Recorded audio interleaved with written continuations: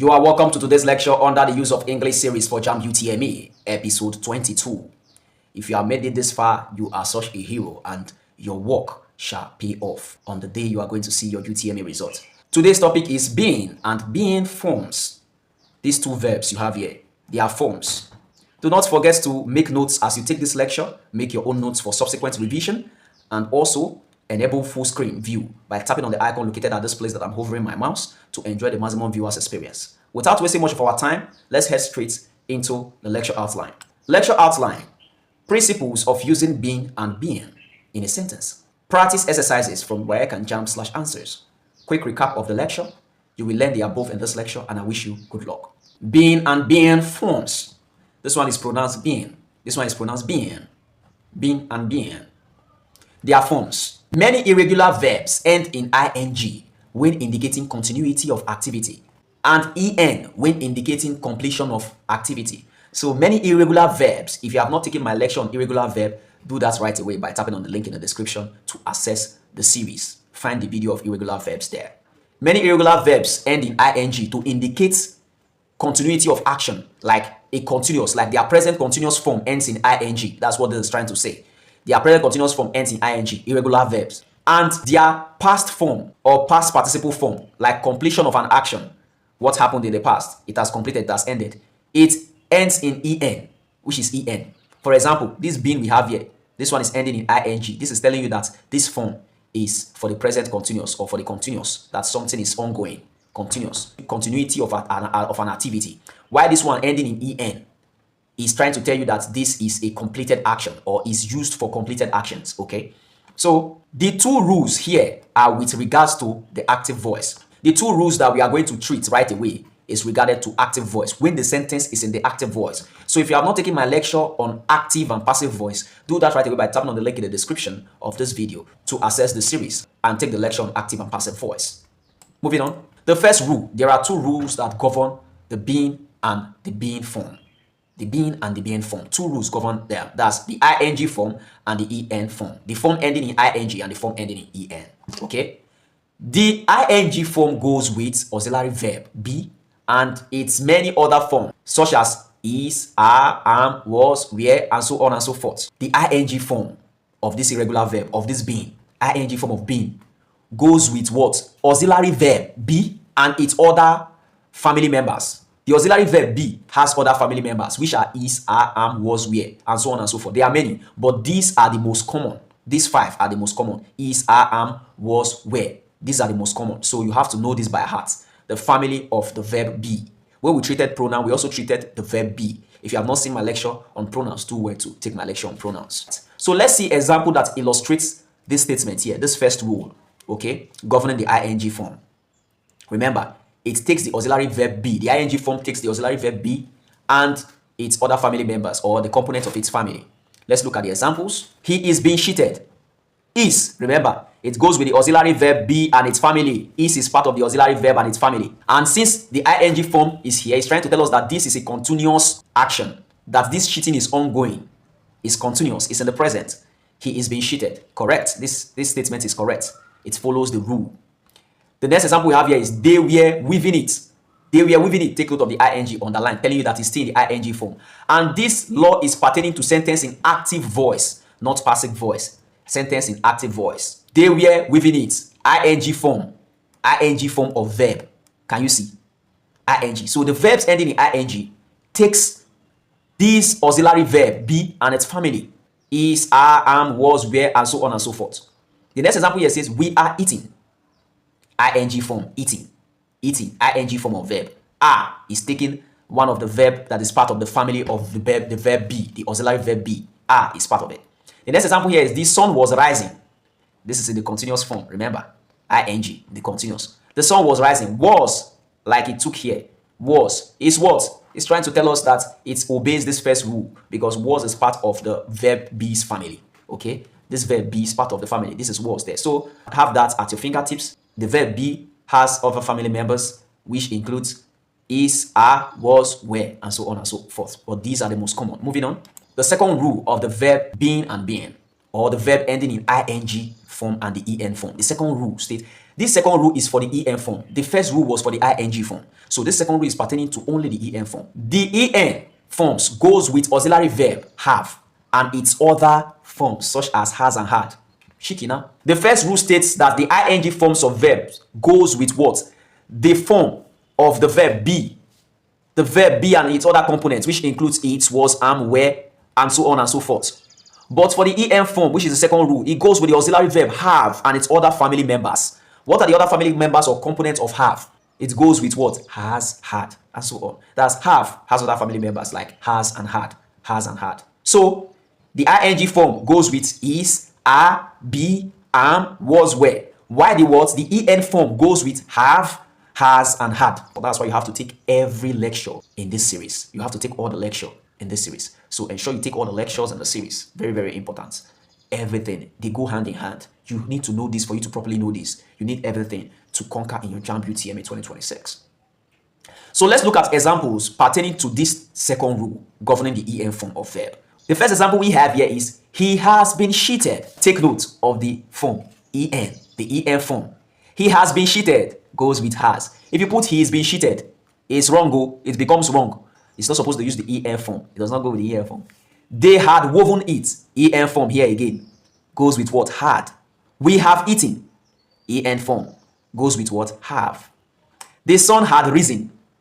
EN form again, ending in EN, goes with had. Moving on. Note something very important. There are always exceptions to rules sometimes, and there are always consideration in rules. So in this rule, we have a consideration and not an exception.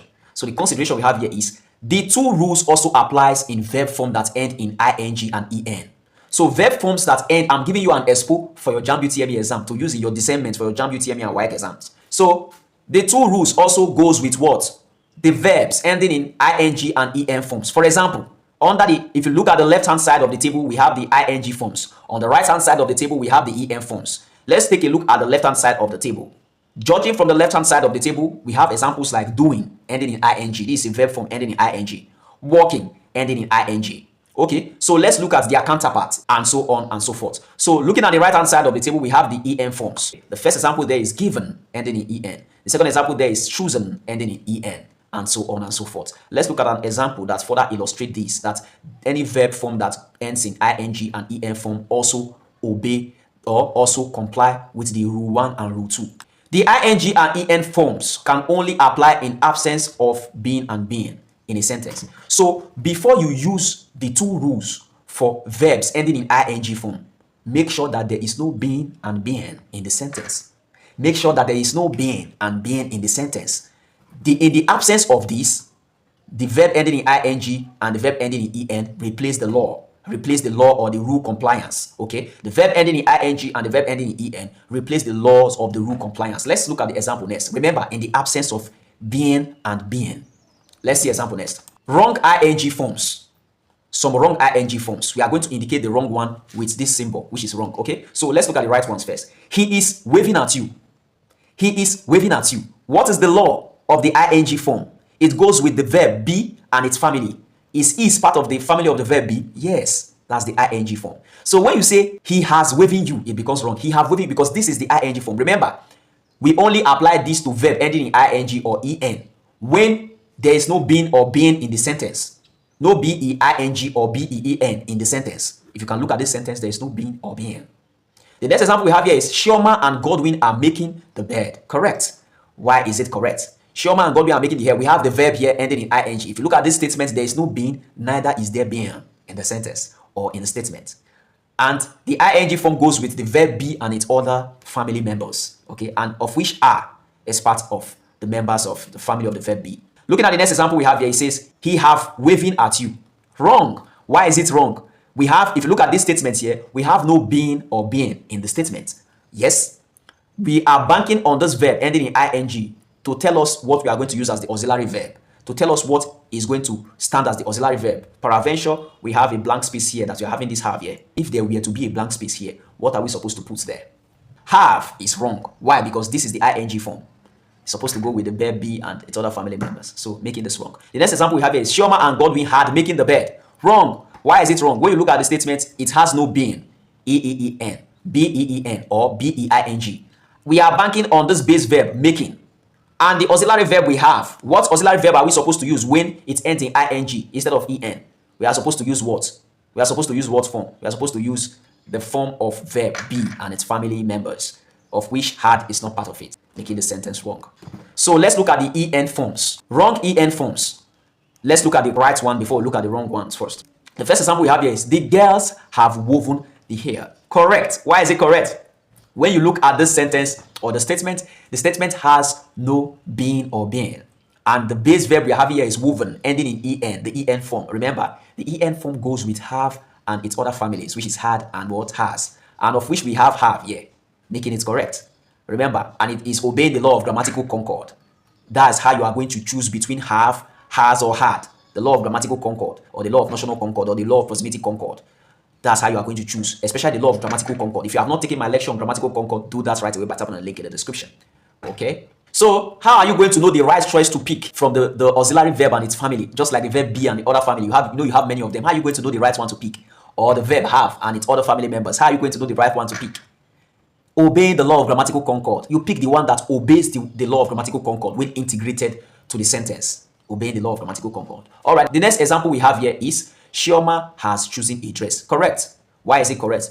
Because when you look at this statement here, it has no being, neither does it have being in it. So we are banking on this base verb choosing. And what is the auxiliary verb that we are going to use to help it? We are going to use, since it ends in en, it's the en form, we are going to use the verb have and its family. How are you going to know the one to choose? Obeying the law of grammatical concord, of which this sentence obeys the law of grammatical concord. This is a singular verb, and Shioma here is a singular subject. The next example we have here is, the girl are woven the hair. Wrong. Why is it wrong? Looking at the sentence, it has no verb being or being. So we are banking on this. This woven, this base verb woven, is the en form, and it's supposed to use the have. It's supposed to go with the have and its other components, or the other member of the have family, of which are is not part of it, making this wrong. The next example we have here is Shioma, we are choosing a dress, making this wrong. The en form. We have no being or being, so we can bank on this en form to figure out the auxiliary verb that we are going to use. So here, the auxiliary verb that we are going to use is supposed to be from, since we have en here, we have en form base verb here. It's supposed to be from the have and its family, and not from the verb be and its family. With this, we have come to the end of the verb being and being. Let's take some exercises to test the knowledge that we've acquired so far. Exercises. These questions was brought from JAMB UTME 2001/2008. The instruction says, pick the most appropriate options to fill the gaps. Number 1, the chairman has dashed a stand. The chairman has dashed a stand. A, taken. B, taken. C, took. D, take. What's your answer? The chairman has dashed a stand. You answered correctly. The correct option is B, taken. The chairman has taken a stand. Number 2, this is the man he has been dashed about. This is the man he has been dashed about. A, writing. B, written. C, wrote. D, write. What's your answer? This is the man he has been dashed about. You answered correctly. The correct option is A, writing. This is the man he has been writing about. These are the answers. What did you score? Let's quickly look at the recap of this lecture. A quick recap of the lecture says, the 2 rules below guide the use of being and being in a sentence. The ing form goes with the auxiliary verb be, is, are, am, was, were, and so on. These are the most common, so get familiar with the most common. Then for the second rule, the en form, that's the form that ends in en, goes with the auxiliary verb have, has, and had, and so on and so forth. These 3 are the most common and the most commonly set in JAMB UTME and WAEC exams. Thank you so much for taking this lecture. Hope you learned 1 or 2 things that is going to be beneficial to you in your JAMB UTME 2026. Hope you also made notes, because you are going to use that note for your subsequent revision. Do not forget to subscribe, follow for more at Nkwado Augustine across all social media platforms. I know you enjoyed this lecture. Do well to drop your questions and knowledge gap in the comment section, and I will do justice to your questions and knowledge gap as soon as I come across them. If you have none, please drop a like on this video to promote this video. At this point, I'm out.